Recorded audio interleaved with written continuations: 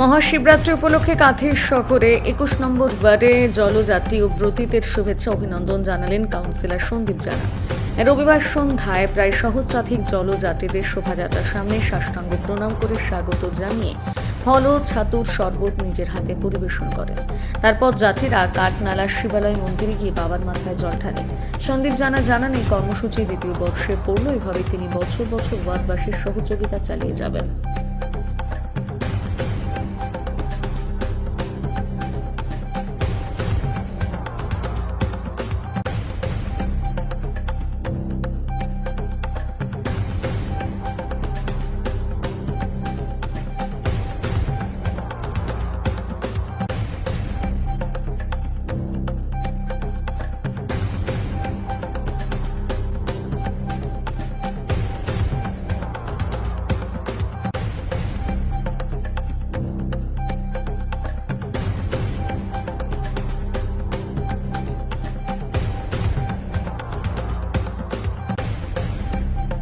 প্রতি বছরই আপনি দেখি যে এই যে শিবরাত্রিটাকে মহা ধুমধামে পালন করে এলাকার মানুষজন এখানে উপস্থিত হয়, এবং আজকের দিনে আপনার এই প্রচেষ্টা কি বলবেন?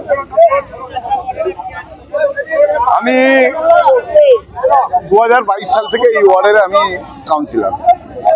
তো আমি ব্যক্তিগতভাবে মনে করি রাজনীতির রং সব জায়গায় করা উচিত না, সেটা আমি বরাবরই বলে এসেছি। আমি কাউন্সিলর হওয়ার পর থেকে এই ওয়ার্ডে বিভিন্ন ধরনের অনুষ্ঠান করে থাকি।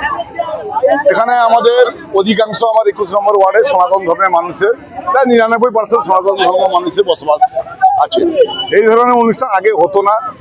আমি কাউন্সিলর হওয়ার পর থেকে দোল উৎসবের কাছ থেকে আরম্ভ করে আমার দোল উৎসব থেকে শুরু করে মহোৎসব থেকে শুরু করে সরস্বতী পূজা থেকে শুরু করে হোলি উৎসব থেকে শুরু করে শিব ভক্তদের এখানে আমন্ত্রণ করা, তাদের জন্য বসার ব্যবস্থা করা, তাদের জন্য শরবতের ব্যবস্থা করা, কিছু আমার পক্ষ থেকে পানীয় জল সহ ফলের কিছু ব্যবস্থা করা, এটা করে আসছে। তো আগামী দিনেও এই ধরনের প্রয়াস আমার পক্ষ থেকে চলবে, এবং আমাকে অনেকেই এই ওয়ার্ডে যুব সম্প্রদায় আমাকে সবসময় ভাবে একটা সহযোগিতা করে আসছে। তাহলে আমার একার পক্ষে এগুলো করা সম্ভব হতো না।